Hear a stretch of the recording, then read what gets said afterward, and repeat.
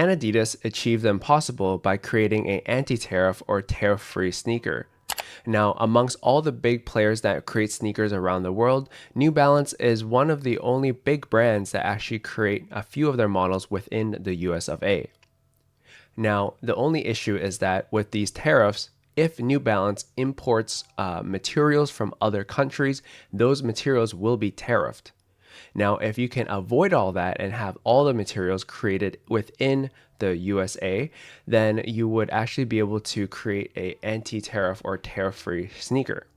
The biggest issue with sneaker creation and just footwear in general is that it uses abundance of materials. You're talking about leather, certain types of plastics, metal eyelets, laces that you might not want to create in-house.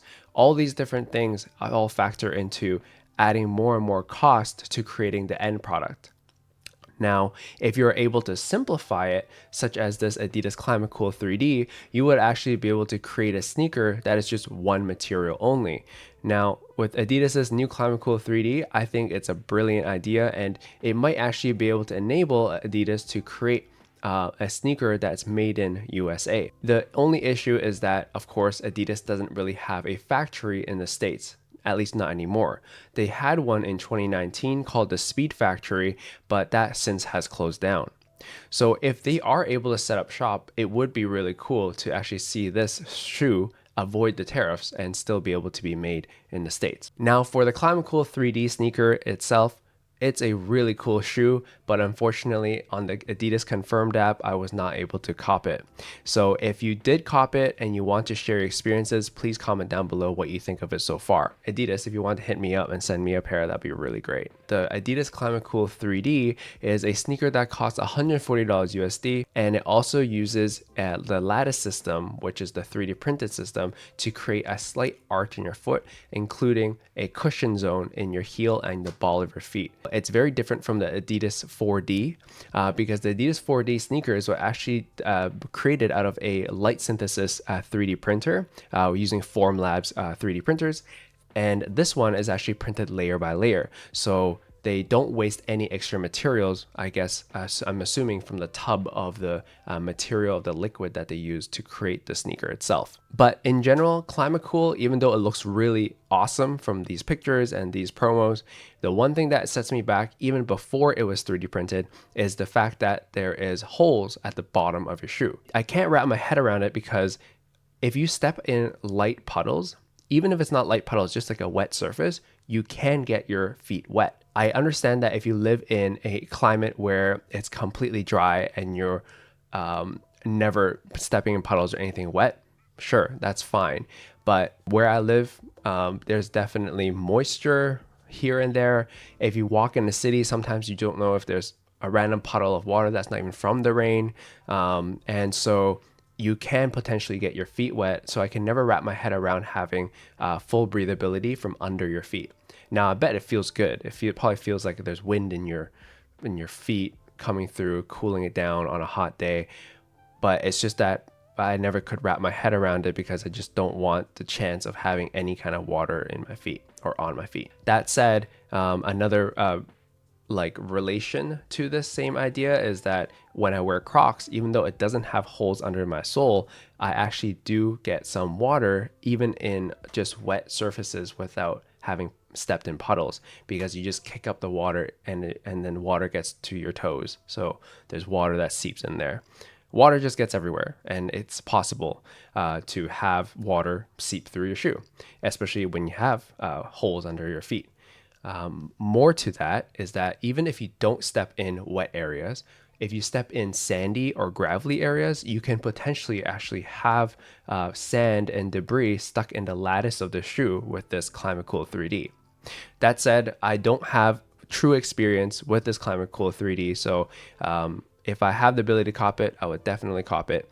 And I will let you guys know how it feels. That said, my name is BillyVisuals, and you're now watching the top visuals of the past week. And this week, we're going to be talking about the Slate truck, which was blowing up on all forms of media, talking about its modularity as affordability and how it's an anti-Tesla, as well as the new collab from Nike and Sacai. That's how you pronounce it. But anyways, the Slate truck is such a cool concept because it's a affordable truck that you're able to tack on the things that you really need for your lifestyle. Now, I'm sure a lot of media coverage has already told you about what the Slate truck is, but I'm gonna give my 2 cents about it as well as a quick rundown and overview of what it really is. It's a EV truck that's bare bones, no speaker, no infotainment. It's meant to just let you go from point A to point B. And if you want the extra goodies such as a speaker or a infotainment system, you can add that on, but you don't have to. And so honestly, it's a really refreshing concept, and hopefully this actually becomes a real deal, and that the production actually becomes a real thing, and that Slate as a brand is going to be sustainable as well as be powerful to take on these big players. It's really cool that you can make it into a pickup truck, a SUV, a like overlander type situation. But there's two big setbacks that I find that a lot of people have overlooked. The first setback is that it's a two-door truck. So if you do make an SUV, it is a little inconvenient for you to ask for people to, you get out your car driver's side and you have to open or fold down the car seat in order for people to get into the back. So that's the thing that I think a lot of people have overlooked. Another thing that might be overlooked is the fact that it is a I'm losing my train of thought. Now, another thing that gets overlooked is the rear-wheel drive. The rear-wheel drive system is pretty cool.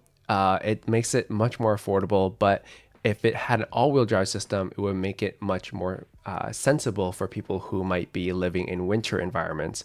If you live in a hot, arid environment where there is going to be not too much snow or no snow at all, and doesn't drop below 0 degrees Celsius, you're fine. This is a perfect car for you. If you live in a climate where there's winter or a lot of like ice snow or rain snow, then that's just going to be very hard for you to own a rear-wheel drive car.